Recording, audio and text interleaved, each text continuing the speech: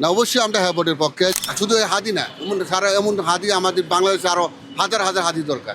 দ্রুত বিচারটার জন্য কোনো জামিনে কোনো সন্ত্রাস, কোনো সিন্ডিকেট, কোনো কিছু যারা সন্ত্রাস আছে, যারা শুটার আছে, তাদের ফাঁসি হয়, যার নেক্সট টাইমে আর কোনো সন্ত্রাস জন্ম নেয় বাংলাদেশ। কিরকম নির্বাচন চাচ্ছেন আপনারা?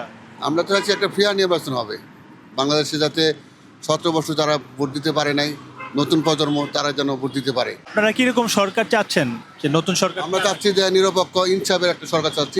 তাদের কাছে আমাদের শুধু দাবি হয়েছে যেন ওই তারা যেন সঠিক কাজটা করে, সঠিকভাবে দেশটা পরিচালনা করে, যেন দেশটাকে বিদেশে পাচার না করে, কোনো 5 তলা 10 তলা বাড়ি চিন্তা না করে, তারা যেন জনসাধারণের কাজ করে, তাদের পাশে যেন তারা থাকে, তাদের দুঃখ কষ্ট যেন তারা শেয়ার করে। আমরা দেখি সরকার আসে যায় বাংলাদেশে, বাট হচ্ছে দুর্নীতি এবং সিন্ডিকেট এটা কখনো দূর হয় না। তো আপনার কি মনে হয় যে এই দুর্নীতিবাজ এবং যারা হচ্ছে সিন্ডিকেট করে তাদের কঠিন কোনো শাস্তির বিধান করলে এটা হবে না? আমার মনে হয় যদি আমরা সবাই সচেতন হই, সরকার একার পক্ষে তো সম্ভব না। আমরা যারা আছি, আমরা জনসাধারণ যারা আছি, আমাদের একটু সচেতন থাকতে হবে। যারা এই সিন্ডিকেট করে তাদের বিরুদ্ধে আমাদের প্রতিহত করতে হবে।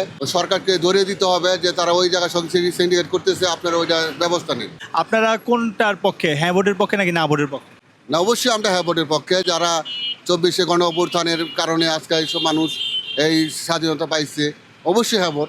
শাস্তির বদলে জামিনে মুক্তি পেয়ে যায়, তো শাস্তির বিধানটা কি হইতে পারে পরবর্তীতে এরকম কাজ যাতে কেউ করার সাহস না পায়? দ্রুত বিচারটার জন্য কোনো জামিনে কোনো সন্ত্রাস, কোনো সিন্ডিকেট, কোনো কিছু যারা সন্ত্রাস আছে, যারা শুটার আছে, যারা তাৎক্ষণিক আমার মনে হয় বিচারটা যেন তাদের ফাঁসি হয়, যার নেক্সট টাইমে আর কোনো সন্ত্রাস জন্ম নেয় বাংলাদেশ। দেখেন আব্দুল হাদি ভাই যে মারা গেল, দ্রুত বিচারটা আমরা চাই। উনি যেন উনি বলে গেছেন, মৃত্যুর আগেই বলে গেছে যে হ্যাঁ আমি মৃত্যুর পরে যেন আবার ওই আমার বিচারটা যেন হয়।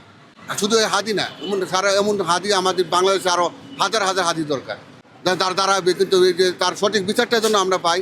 আসলে এখনও আমরা দেখতেছি যে এই বিচারটা কোনো দিকে মনে নিতেছে না। ভারতের সাথে সম্পর্ক এবং মুসলমানদের উপর অত্যাচার, এই ব্যাপারে আপনার কি মনে হয়? মুসলমান হিসেবে আমি বলি, ভারত আমাদের সাথে যে ব্যবহারটা করতেছে আসলে তারা ঠিক করে না। আমার মনে হয় যে ওরা যদি পশুপতি দেশ হয়ে যদি আমাদের সাথে আর এরকম করে, তাহলে আমরা তো বাংলাদেশ হিসেবে এটা প্রতিহত করতে হবে। আপনি কি সাধারণ জনগণের উদ্দেশ্যে কোনো মেসেজ দিতে চান? আমি মেসেজ দিতে চাই যে আসলে আমরা তো জনসাধারণ রাস্তায় থাকি। আমি চাই জনগণ যারা আছে সবাই ঐক্যবদ্ধ থাকতে হবে।